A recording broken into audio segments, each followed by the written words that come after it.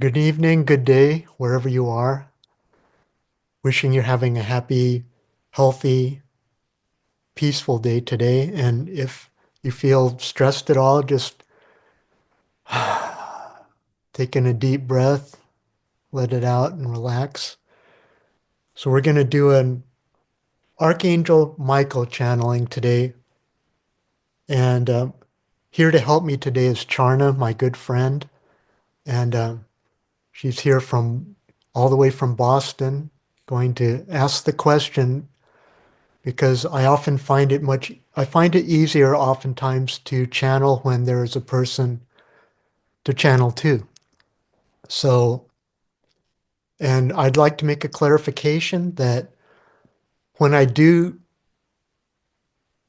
connect in with the archangels, I do shake. I don't know if that comes across audibly on the video, but I will shake once, and then when I do channel, when they speak through me, my body does shake, particularly in the abdominal area. So it might sound strange, and it is a little bit, does take a little energy, so just to let everyone know, if anything, my voice or the cadence or if there's a shakiness. Okay, so I'm going to check in, and after Archangel Michael identifies himself, Charna will feed the question for this week. And this is a part two from the first part last time. Okay.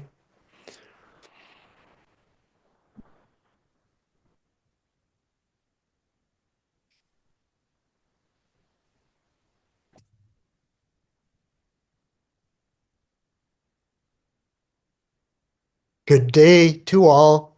This is Archangel Michael here at your service, here to answer whatever question there is to be answered in the best of our ability to hopefully help each and every one of you to give clarity.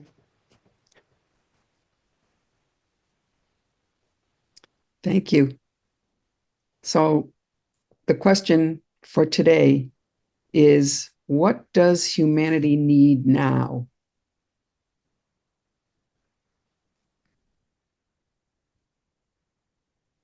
Right now. Well, there are many things that are prevalent at this moment, and much of what is prevalent is much divisiveness. And of course, you see that if you choose to engage with the news,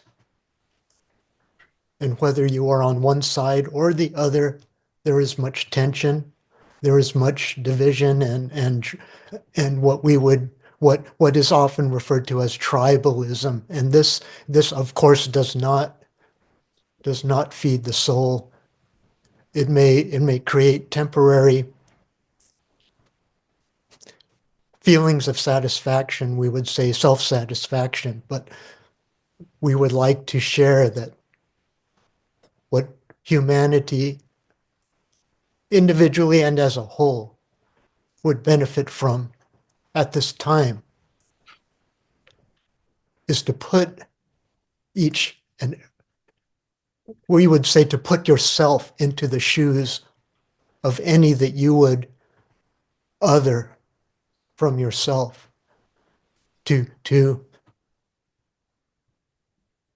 view the world, even if it's only within your imagination, and how you feel that such individual would see the world, and see your point of view, which may be opposite of theirs. How might you come across to that person, and how that person comes across to you, and try to feel within your heart what may be the motivation, what may be the feelings that that individual has, that is the reason for them to hold on to their belief system, which is so opposite and opposed to your own to your own point of view. Does this make sense so far? Yes, it does. So we would suggest, even if you choose not to agree and may perhaps not even like such individual, but to take, even if it's 1 minute of your time, to attempt to see and to feel and to perceive why they have such a point of view that you may disagree with. This is very difficult exercise to do. This does not mean you need to, once again, you do not need to adopt it, but to view in the light of the other person of why they may feel that way, their motivation. It costs you no money, does it? It may be done for 1 minute, and you may find such an exercise to be uncomfortable. This is not the point of the question, of course. The point is that there is much division within this world, and some divisions are serving the higher good, for they are sparking changes, positive changes, and some changes may be perceived as being negative, but even in many of the negatives, there is some positive. It merely needs to be felt into. And it is, we would say it is very important to feel from the other's point of view temporarily, and then you may gain a greater understanding of why they see things and they feel things and they perceive in the way they do that is different from yours. Does this make sense? It does. Is there any clarification that you would like on this? So, what I think I understand you saying is that if we take a step back and look at the reason, ask for the reasons why that person is focused on something that we don't agree with, that perhaps it gives us a different perspective and where there might be some possibility for improvement from both my attitude and that other person's attitude. If we understood more about where the other was coming from. Yes, this is accurate, and it is not with the purpose of changing the other person's point of view. It is for the purpose of feeling into within yourself. You need not ask them all of their reasons why, for that is their business. That is their choice and their free will to feel however they feel, however that belief may be distasteful to you or may be opposed to yours. Do remember that yours may seem the same to the other person. And then this helps you to look further and deeper within yourself. And yes, then you begin to perceive that there is much in common, that there is really not a whole lot of difference between you and the other person. It is simply the point of view, the perspective that is different. It is changed. But often it may be likened to two sides of a coin. On one side, there is one image, and on the other, there is another image. But both are, of course, inextricably connected. Does this make sense? Yes, it does. Yes, it And does. and this not only creates or may create for you You as an individual soul, you have the free will on whether or how long you would like to do this, or even if you would like to accept what the other believes or feels. But at least you are making the effort to see why they are so opposed to the point of view that you hold on to, and why you are so opposed to their point of view. And it's not just for one individual. You see, it works in a way that this energy and this ability to, in a way, empathize, it can then be applied to a larger number, a larger group, for what is it that each soul, each individual incarnated on this planet really and truly desires. What is it? Is it money? Is it fame? Is it whatever those who attach a name or an object to what they want in life? But in actuality, the true motivation is happiness. It is love in the deepest, darkest levels of the soul. That is truly what is being sought. Even if it appears it is baubles and big houses, but without a feeling of love, joy, happiness, such a thing, such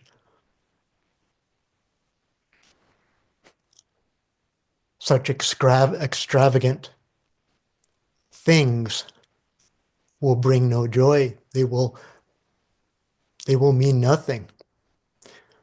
Even the most negatively charged points of view, in the end, in the long run, they are seeking happiness, joy, belonging. This is true whether one is on side A or side B or side Z. It matters not. Whether you feel that is the reason, at the deepest levels, that is truly what it is. Does this make sense? It does. It does. It's a very deep question, and there can be so many other questions added to it. For instance, are there other things that we need to do?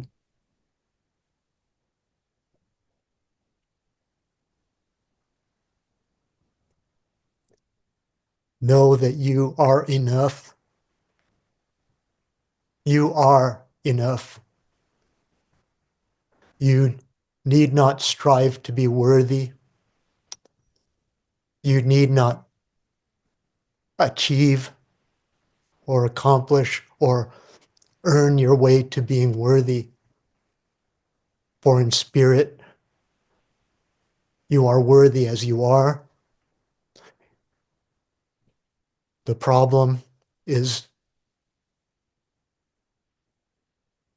owning up to it.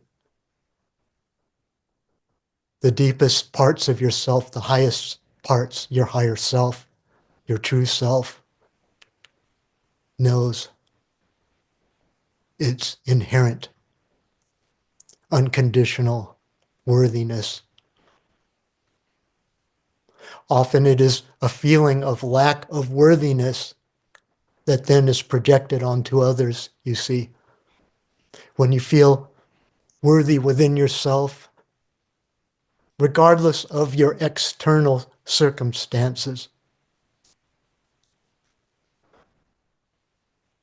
you have within yourself the vibratory frequency to change anything that you feel is not in alignment with your worthiness. It is it is a it is it is something to emphasize. One must do this every day, for worthiness is one of the most difficult energies to embody for many, for many, for many, many. Many feel unworthy. And this is not the true self. This is not what your true self knows itself to be. But through conditioning, societal conditioning, through negative self-talk, or constantly replaying the thought or the words often showered upon you that you are not enough, you are not good enough, you haven't earned your wings to be worthy.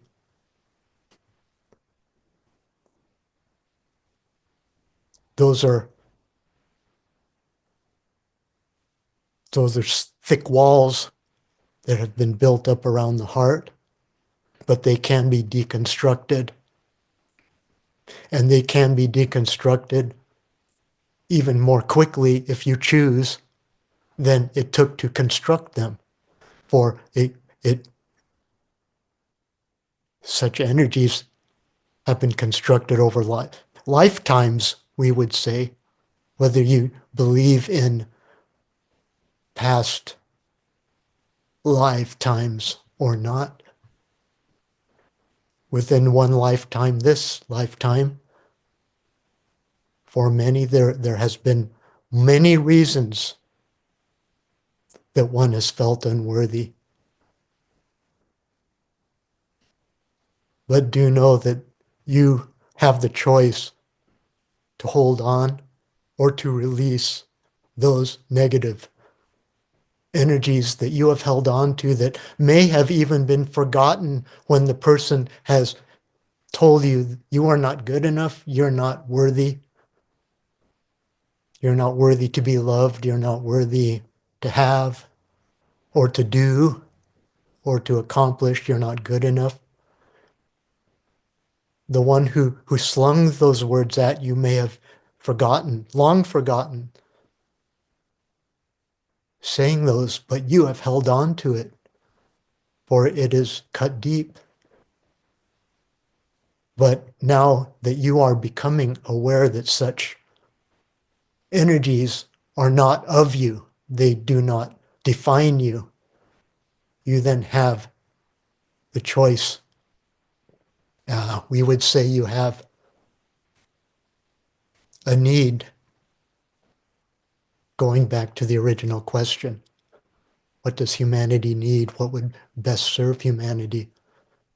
And so many are filled at their core with a deep sense of unworthiness,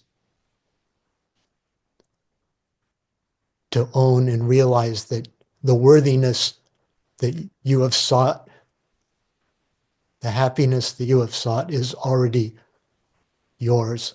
You merely need claim it. And it then creates less need, less desire to other, as it were, an opposing group or a group that views things in such a different way. For when you are fulfilled within yourself, there is no need to try to step upon another or to insult or to look down on others or to laugh at others. For you are satisfied and you are worthy within yourself, and you then may see the worthiness within all others. Does this make sense? 100%. 100%. Thank you. Is there anything else you'd like to add to this we would we would add in closing,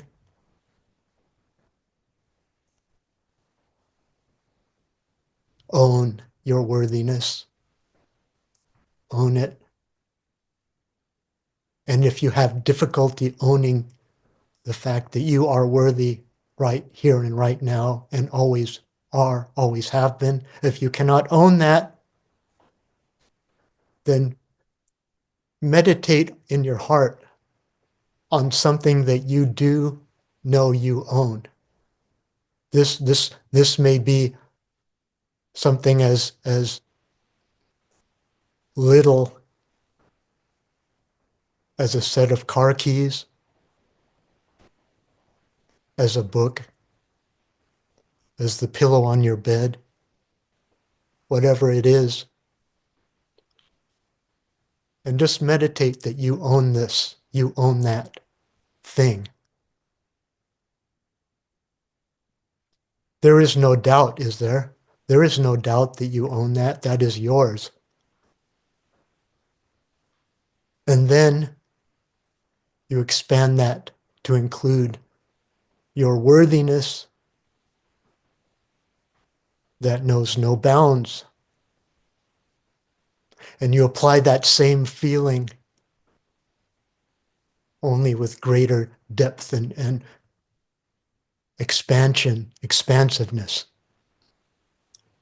to your worthiness as you did to your car keys, your pillow.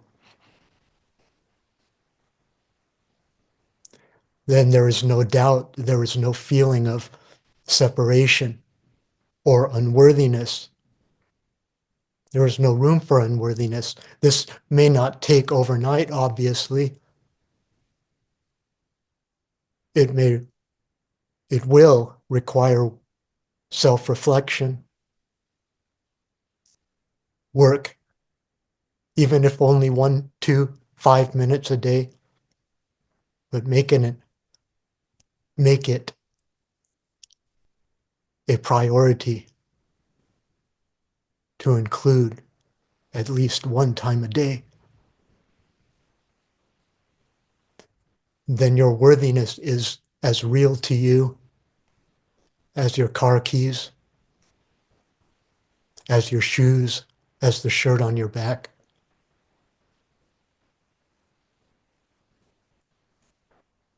You are all seen and known and loved. I am Archangel Michael.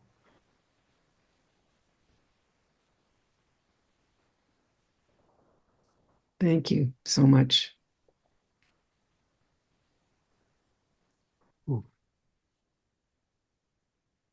Mm. Thank you, Charna, for helping with, assisting with this. It's much appreciated. Yeah, he had, I guess, I'll probably have to go back and listen to that. I'm not really sure everything that was said, but I hope this helps everyone here and anyone who had listened to this. And it was a big question. I had a feeling that this was only a part of what could have been said. It's such a large question. But yeah, It was wonderful. thank you. Wonderful. Thank you so much. And thank you everyone who is listening to this and who will listen to this sometime in the future. We hope you enjoyed it and we hope you got something out of it. Bless you all. Namaste.